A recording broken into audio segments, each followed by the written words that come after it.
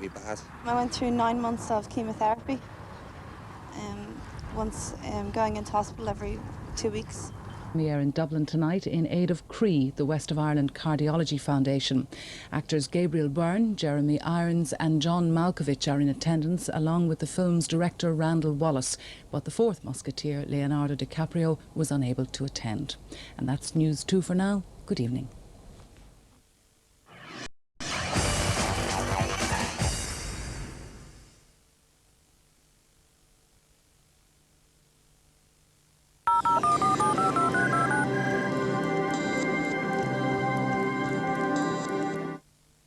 And now your European weather from Met Éireann. Well, as you can see from today's satellite picture, a lot of dry, fine and sunny weather at present over Western Europe, though a good deal of cloud for parts of Ireland and Britain. Very little change is expected for the weekend. Dry, fine and settled weather for western areas. Temperatures across Spain and Portugal in the low to mid-20s. Not so for Eastern Europe. Cold there, further heavy thundery rain at times as far south as Greece and Turkey.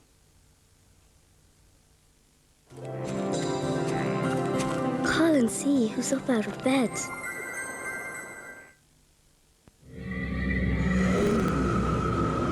The game has taken place. Croke Park was the venue and the day was that of St Patrick's Feast. So who will feed the scoreboard? The grip now will tell you. Corofin Parish was too small for two senior teams. They weren't getting anywhere. Both teams got together and had a meeting in Corofin and Rafteries. And the whole thing was discussed. Belclare didn't want to let their name go. Corofin likewise. And Paddy Stevens was the captain of the Corofin team. And he said, I'll make one suggestion. Corofin picked the 15 best they had, and Belclare picked their best 15, and have a match on Easter Sunday, 1925. And I remember that match. Verdon's public house offered a field because they thought there would be a big crowd at it and it would be a great day for the pub. And it was a real tough match. There wasn't an inch given, ever a ball for the whole hour had to be fought for. Towards the end, as it was running into the final whistle, Belclare were leading by a point. And in a do-or-die effort, Corofin, the whole lot went down the field and buried a goal. And when Corofin won by 2 points, it was called, and it's called ever since, Corofin GA Club.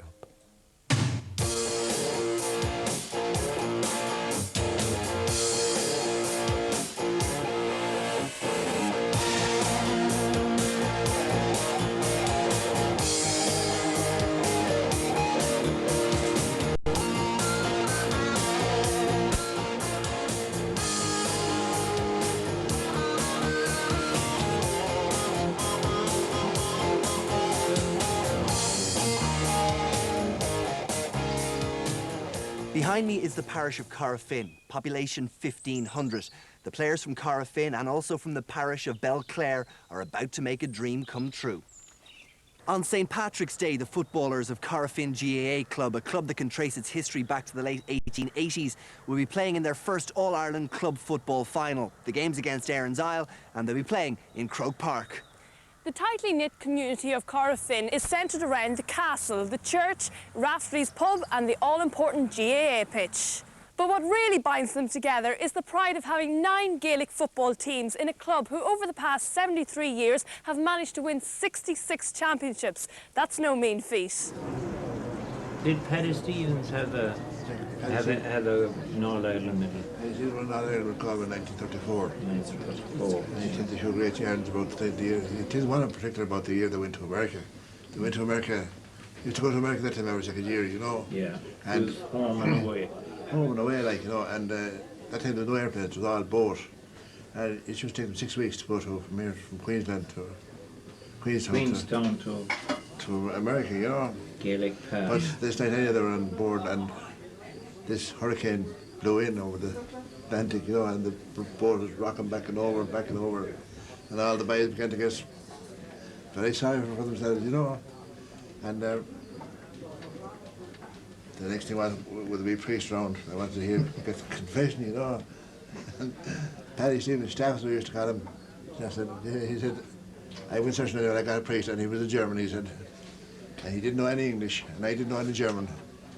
And I declared to God, he said, the best confession ever I made in my life, he said. I made that. He was free to tell the truth. There was a lean period then, until 1946. Yeah. We won the county senior championship again in 1946. That's right, yeah. And it in Parkmore. I remember that game. I was only a young lad of 7 years of age. My father brought me in the bar of his bicycle. And Corofin won it. I tell you what the most thing I remember about it is the fact that a first cousin of my own, Joe Mannion, a clerical student at the time, playing centre field for Corofin, he had an accidental clash with one of his own teammates. And by 6 o'clock next morning, he was dead. He was such a powerful man and had such a bounce off the ground. It's when he was coming down that one of his own teammates met him in the stomach and busted his intestine. That happened about 10 minutes before the final whistle. That's right, that's right. And they were playing Ballinasloe up in Parkmore.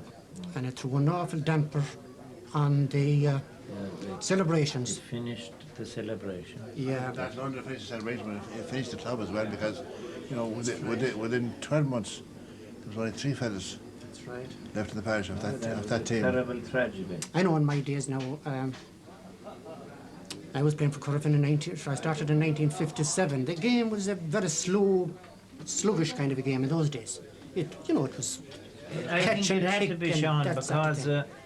the training wasn't put in. It wasn't, but the people they hadn't the transport in those days to get together either. They hadn't the pitches for a start off, so they were all fields, you might say, you know. Like big, heavy leather football. Down in Flatter's Field, at night time they were training. There was no flood lighting or anything. Paddy Stevens went up to the far goal and went behind it and left his motor running in the Husky and shone the lights down. And Morris's went in there at the thing, turned up the thing, and that was the way they trained. No, if you want to take a solo, but just hop it over and we'll move out again. From past to present, this is Corofin GAA Club today. For the last 15 months or so, the players have been training 2 to 3 times a week, come rain, hail or shine. I'm told they even trained at Christmas. But they have their prize now. They're in the final on St. Patrick's Day. 1, 2, 3, 4, 5, 6, 7, 8, 9, 10. The game has progressed. It's now a possession game. Like, you know, you get the ball now and you hold possession for as long as you can. Yeah. It's a passing game. You couldn't even call it a handball game now, as much as football, you know. But I think it's a more attractive game now. It's it's better to watch now. 5, 4, 3, 2, 1. They've got guts. They know what they're about. They've worked hard. And they're every right to where they are today. They know what they're about at this stage, and they may only get one chance at it.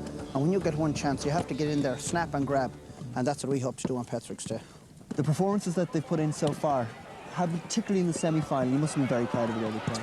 Very proud. They worked really hard. It was what we expected of them. We played to a game plan, and it worked really well. Now, obviously, Patrick's Day, the speed of the game will probably be a notch higher than it's been at any other time during the season. Are they up for that? Well, we've got a lot of youth and we've got a bit of experience, and I think that the way they've trained, I think there will be no problem there. They've worked really hard in the last 6 or 8 weeks coming up, leading into this, and I think that we're there or thereabouts, you know. We've worked very hard. We set ourselves a target. We haven't obtained that target yet. If we win, we will have. We'll either go to Dublin and come home as winners or losers. There's no middle ground, and that's the beauty of sport. We're 6 years trying to get to this stage, and a lot of the pundits in the county, or, you know, a lot of people would feel that we're a bit young. Some of us, like, I know there's exceptions, but that maybe it's a bit ahead of our time. But we're going to give it a lash. Like, it's no kind of club has ever won it, so it'd be a great honour if myself or Tommy Graney or Ollie Burke, whoever gets to go up the steps, Martin McNamara, it doesn't really matter who gets up there once we win. I'm not saying winning is everything, but and it's not life and death either, you know, as some melodramatics might put it, but We've no business to go up and lose, like, and I know Aaron's I'll feel the same. Ken Spratt is in Dublin now, probably training with he's their captain. One of us is going to be very, very disappointed next Tuesday. We have a job to do, and hopefully we're up to doing it. Jamesy, God love you. What happened? Well, I was in the semi-final and I was going up for a ball, and my opponent, just went in under me. Basically fell on my hand and put all my weight on it, and I broke the 3 bones in my hand. First of all, I thought it was only fractured, and I thought there might be a slight chance I get back. But then I was in casualty afterwards, and they told me that it was broken, like. So unfortunately, I'm going to miss our arm final as a result. So that was basically it. Just 1 minute left. That's it. Keep on the move. How much does it mean to these 12, 13, 14-year-olds to have the senior team in the final? It's a fantastic thing for them, because at this stage, the senior players are now their idols. You know, whereas heretofore, it would have been players across the channel. Now you can see the young players there. They all have the club jerseys, and they weren't given those jerseys free of charge. They buy those jerseys. It's not that easy to get them, so you have to order them specially, but they all want their jerseys now. So they have great pride in the jersey, they have great pride in their club, and indeed in their parish. You must feel wonderful looking around when you come out here in the middle of winter on a Tuesday or Thursday night to have 30, 40, 50 youngsters running around for Corofin, the next generation. It is indeed. It's a fantastic feeling, great sense of satisfaction in it as well. But it's also very important for me to see the kids learn the skills of the game. It's part of our culture, it's part of our tradition. And I suppose there was a time when we thought that type of culture and tradition was in trouble. But looking at the kids here now, I've no doubt about that the future of our Gaelic games here in this parish, indeed, and this county is very secure at this stage. Why do you do it? I enjoy it. It's the night before the team go to Dublin, so you can just imagine the celebrations that are going on in here. Well, it was built as the team send-off, but I've just found out that the team are already safely tucked up in bed. But sure, when you go to your first All-Ireland, you don't really need much of an excuse for a celebration, do you? See you, little boy, yeah?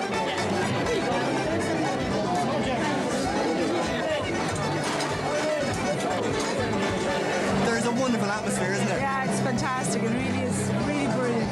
It's been building all the time. I mean, how long has it been since literally the whistle blew in the semi-final? I think it took us about a week to actually sink in that we were going to be in the final, and then after that, all hell broke loose.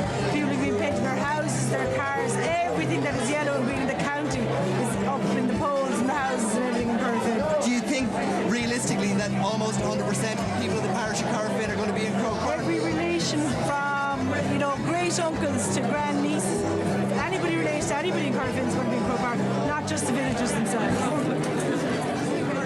There's no pressure on Dublin. They're playing their own backyard, like, you know, they're going to have a big crowd. There's no pressure at all in Corofin. Out of this world, something that we are not used to and that we wouldn't have expected. But we just take it as another game. I'd be there anyhow because I'm very interested in football as well as naturally being interested in the parish itself, of course. Well, we're county down, but we're still for Corofin. Anybody believe that Corofin are not going to win, or is it? No. Silly, Corofin's going to win.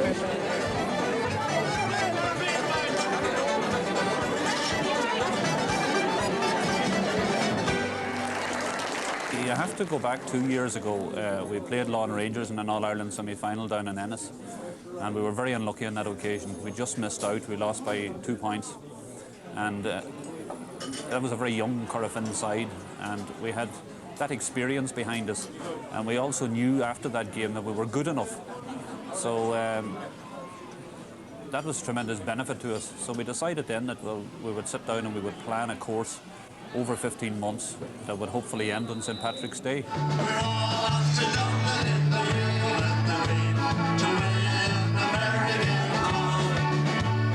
At the end of the day, there's only one thing that we want out of all this. We've worked so bloody hard. We really want to try and lift the cup, take it home with us.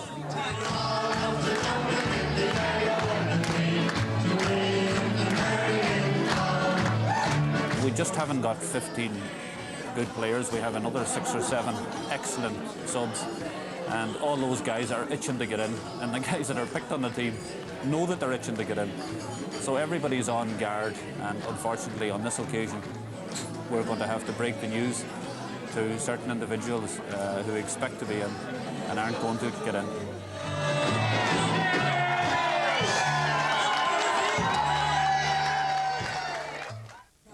through, sir.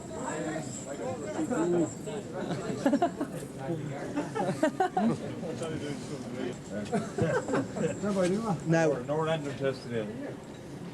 is this what is this, mass suicide?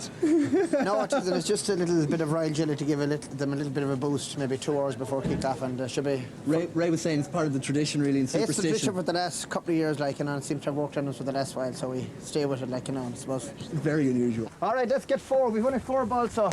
How difficult is it to select the starting team for St. Patrick's Day?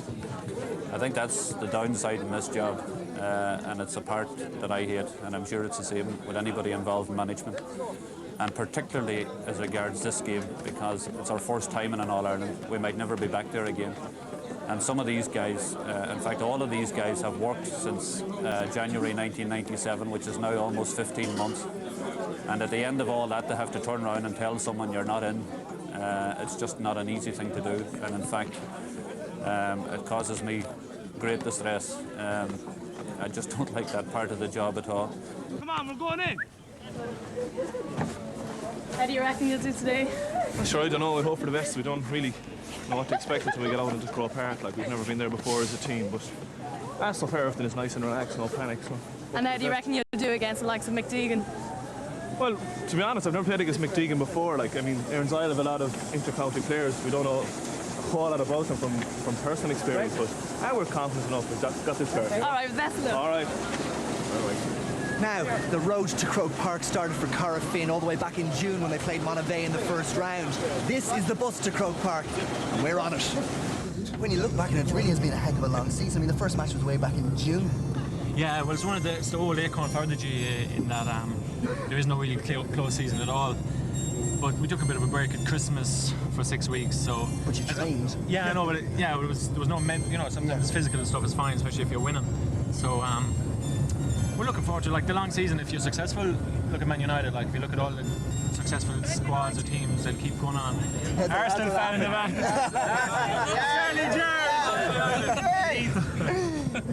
We are Man United, you know?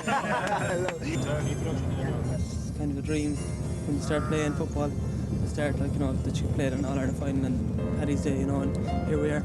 The game plan, I presume, is going to be an awful lot of passing, running off the ball. There won't be a lot of wild kicking out there. No. We're fairly fit at the moment, so a lot of running and passing, running off the ball. That was normally our game all year long, so it worked. So why change it now? Truthfully, nervous? It hasn't really hit me yet, but I know for a fact in about maybe an hour and a half time we'll be nervous, but that's only expected. But to try and enjoy it as well. Oh, we'll enjoy it to the full now anyway. Absolutely. We might never get here again. Hopefully we might, but we'll enjoy it when we're here.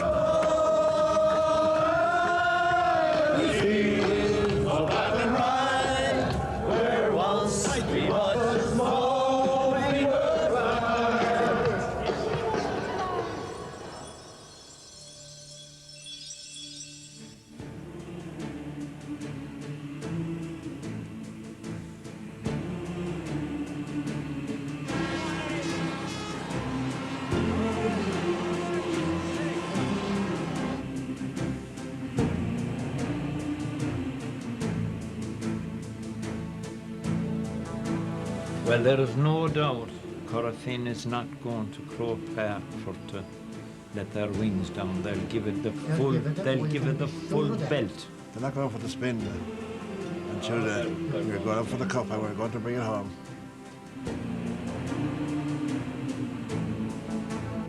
Best of luck, boys. Come on. Corofin surely in with a reasonable chance of producing quite a result here. Erin's Isle, hot favourites, I think, according to most pundits. We really don't know how some of our young lads are going to react to the pressure. It may get to them, it may not. Often in big occasions like this, teams don't play up to their potential, and that's always a danger. But if Corofin play to their potential, they'll win. 10 minutes of fight. Okay, come on, break away. Just 1 minute, lads. We get the talk. It's all down to the first half now. Let's walk and give it everything. Let's go.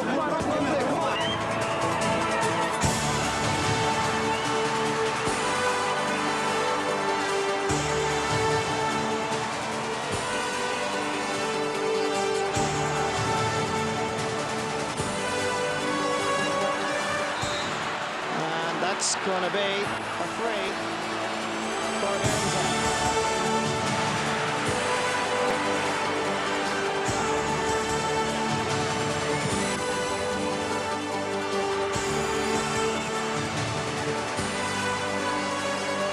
There are gaps developing up front if Ray can avail of the space.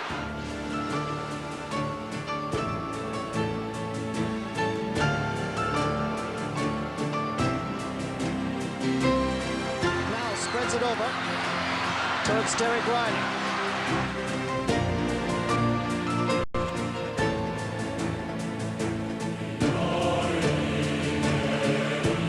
Made it difficult for himself, but what about that for class? And the sides are level.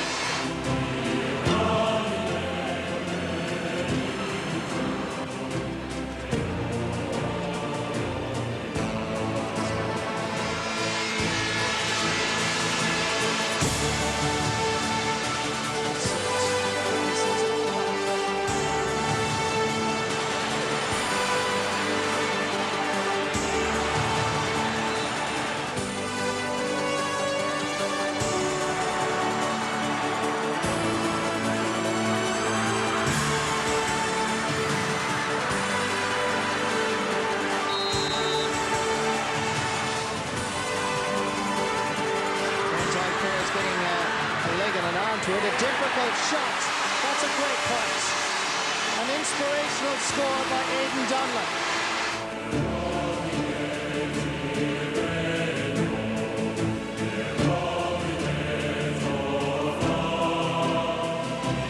A late burst by Corofin puts them in front by 2 points.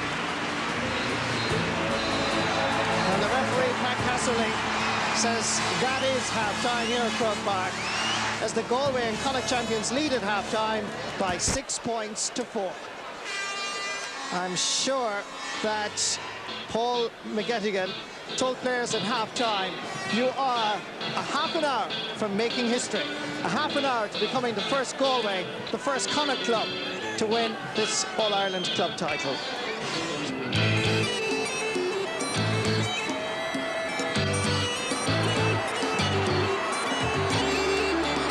Nice footballer, nice shot, great point.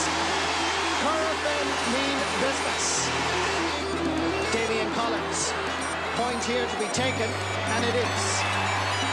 For Neil Crossan, Ollie Burke to Michael Donlan. Mick Deegan's attempted challenge didn't work. Jerry Burke just squelching out of his hands. Chance of a point, and Jerry Burke has sent it over the bar.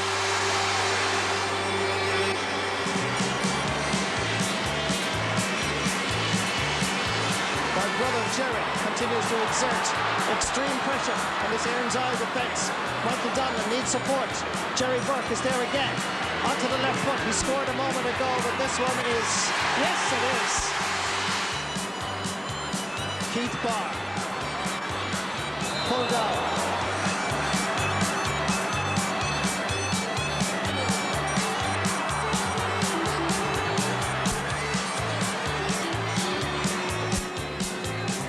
Into the space for Derek Riley. Now this is a game of football. Trying to get away from Martin Nofton. Brought down and no efforts to play the ball. And that is a free for Corofin.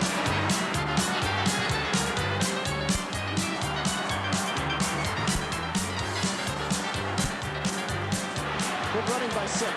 About to be sandwiched, about to be fouled by Keith Barr. This to level the match. 6 points, and the teams are level.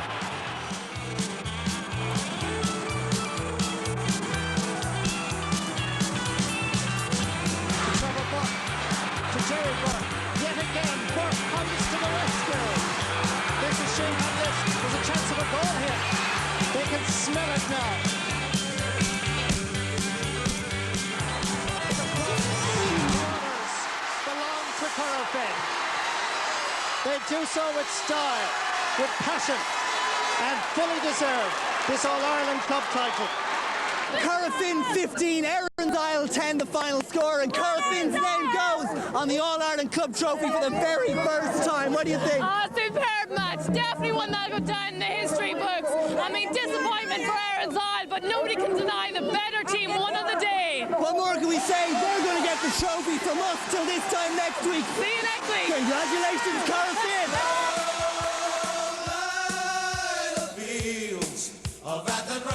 Oh, great excitement there. Next week, Sally and Ryle can be gripped at the earlier time of 7 o'clock. But in the meantime, stay with us here for more salient sporting moments in Action Replay.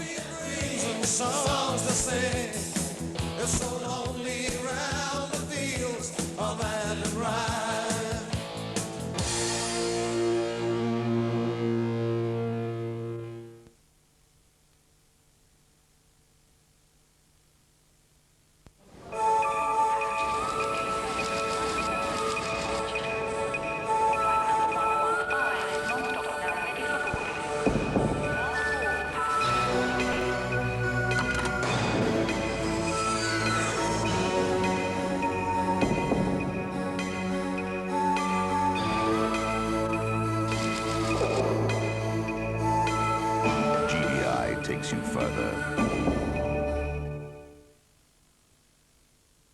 Love must be the greatest of all miracles.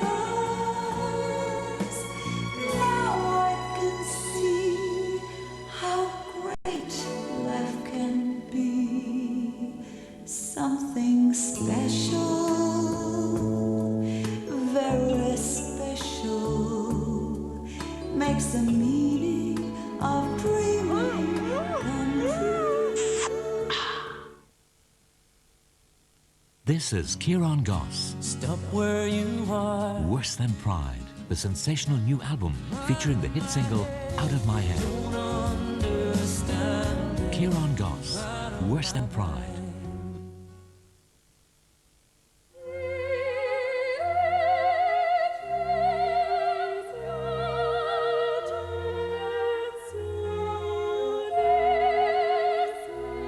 Jules Lyotard was not a dreamer, but he had a dream to perform the first flying trapeze.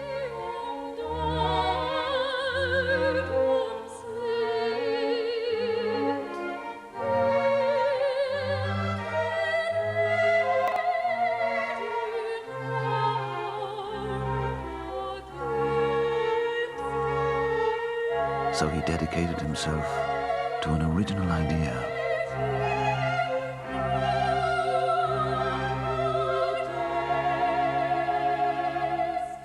At Bulmer's, we still do.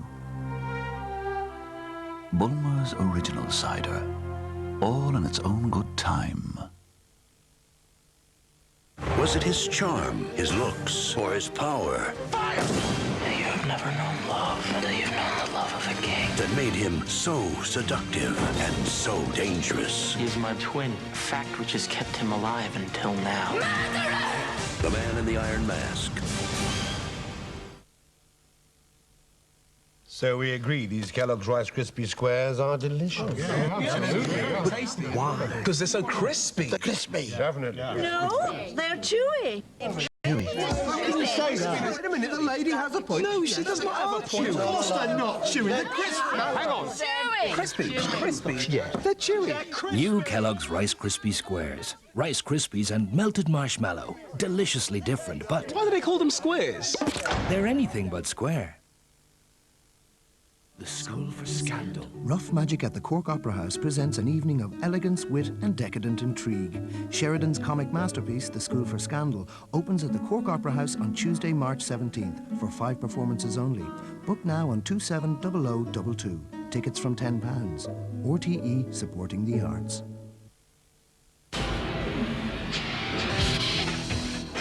Let the memories kick into place as we go back to 1974 when Ireland and the Soviet Union displayed much skill in Dalymount Park. Ray Tracy now remembers.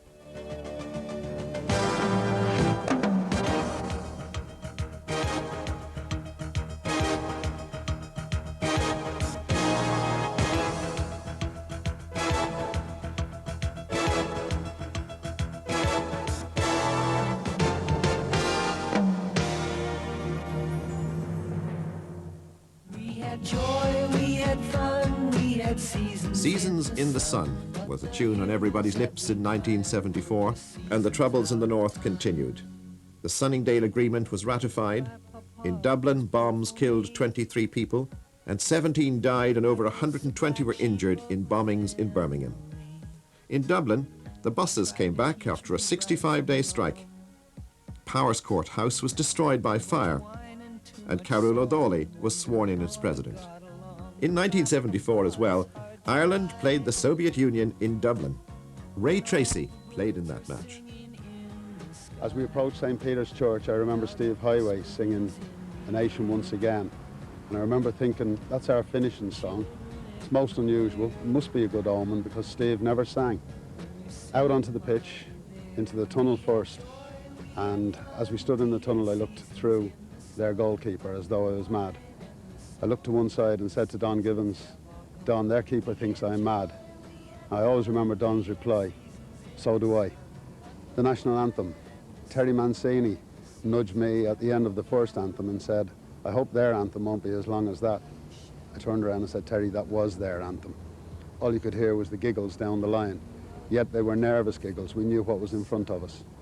The whistle went, the game was on, to what, in my opinion, proved to be probably one of the greatest games, certainly in Dalymount Park, would rank with the best. A superb day, a great game. This is Liam Brady, his first touch in senior international football.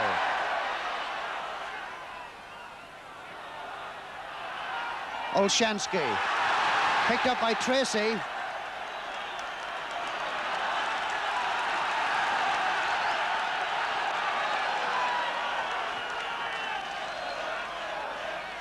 Pilgui, the big Soviet goalkeeper, a nice hockey player in the off-season.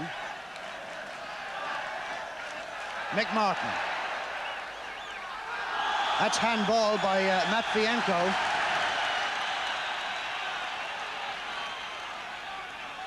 Giles will take the free kick.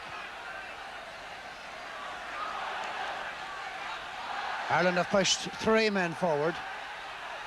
Header from Mancini.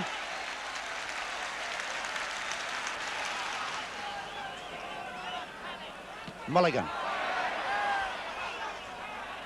9 is Kolotov. Liam Brady showing his composure so early in the game to Giles. Beautiful ball by Giles to Highway.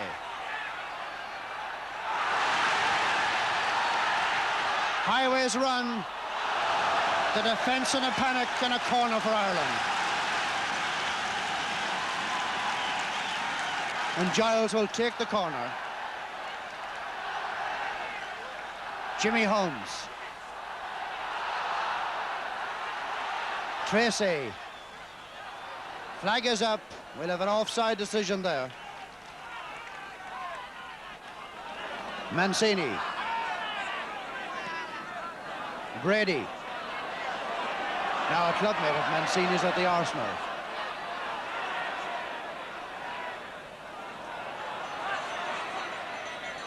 Highway.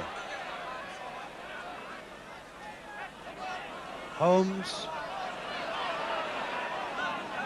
Well, the Soviet Union haven't got the ball. There's little they can do. And Ireland refused to give it to them. Giles for Givens' head. And Olshansky knocks it away.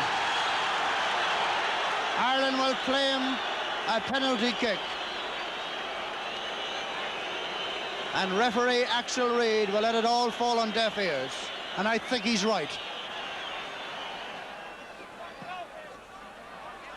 This is Giles. Brady. Kaplichny away. Mancini back in. Matvienko and Tracy taking some punishment in there. And I'd say handing a little bit as well.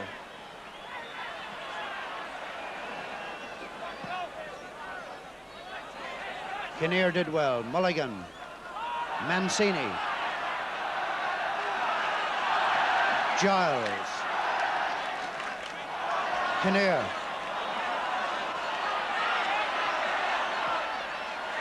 Givens is coming in. Oh, Such a beautiful goal, isn't it? A beautiful goal.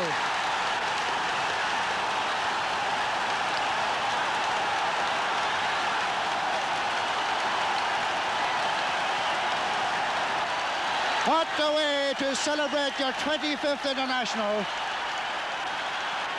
25 caps today for Don Givens. An absolutely magnificent ball by Giles that set it up.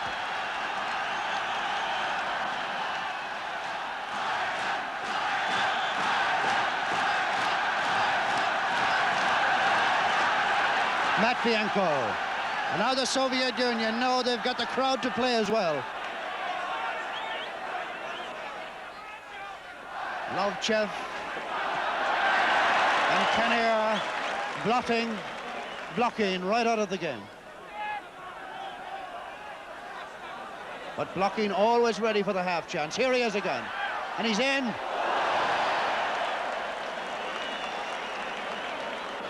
The first sign that perhaps there is a vulnerability in the Irish defence. His blocking got through there.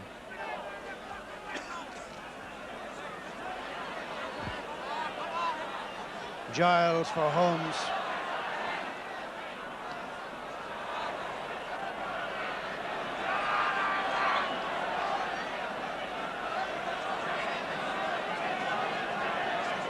Highway. Handball being claimed with a little justification perhaps. Martin to dispossess, and that will be a free kick for Ireland. Against Matvienko, he was left very exposed there by his colleagues. 10 is Giles.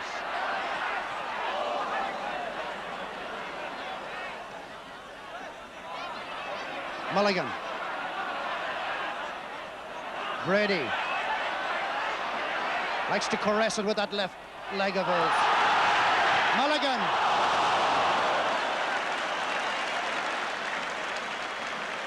Paddy Mulligan had a chance.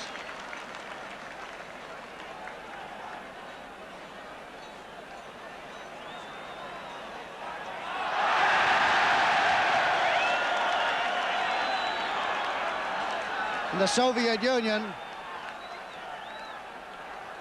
really in a spot of bother now.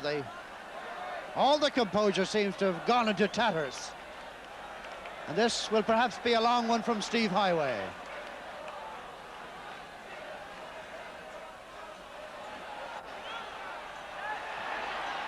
Tracy, hooked in by Don Givens. Don Givens. But what a game for number 11, Don Givens, gaining his 25th international and putting a gloss on the whole performance. It's no more than Ireland have deserved. 2-0 after half an hour.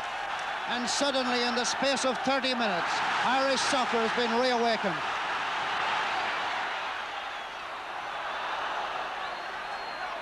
Brady in there challenging.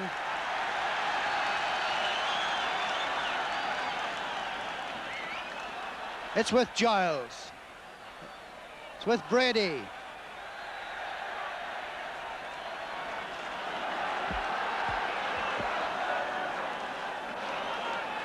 Number 9, Highway. Giles will take it.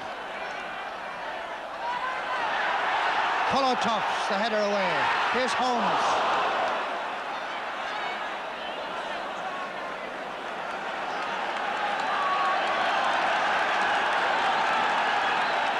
So much pressure on the Soviet defense. They're quite willing to kick the ball anywhere, to anybody. Highway's throw. Givens is in there, and it's a corner. Givens claiming a sandwich.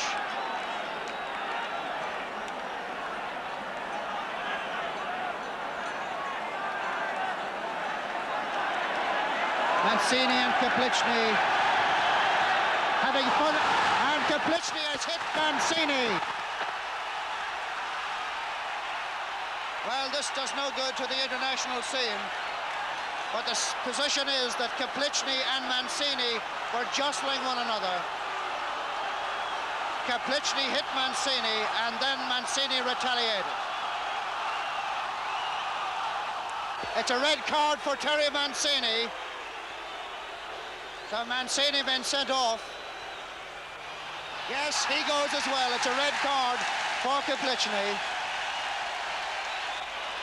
And let's congratulate the referee, because both men really had to go.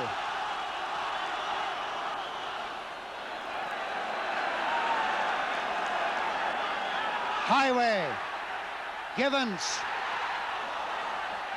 Brady. Good effort by young Brady.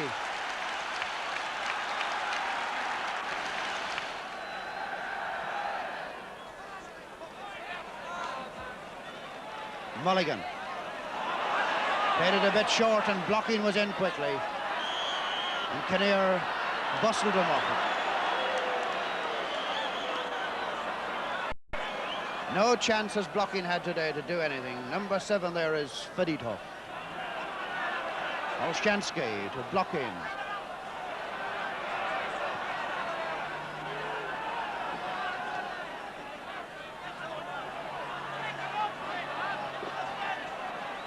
Block in. It's gone on to Olshansky. And it's Mulligan who turns it away. Soviet Union looking for one before half-time now. The visiting side today, managed by Bezkov, who played with the famous Moscow Dynamo team that came to Britain just at the end of the last war. He'll want a bit of action coming up to half-time, give the team some confidence to face the second half. And here's the man he depends so much on, blocking.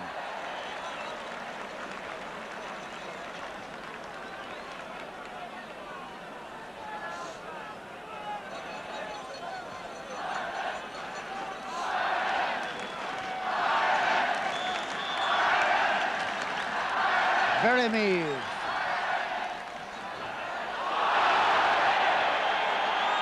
Foul on Paddy Roach. And there's quite a deal of hostility around there. That was Lovchev coming through on Paddy Roach.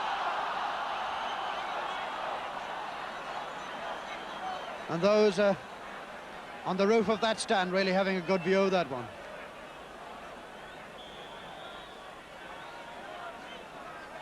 Unsafe, but the view is good.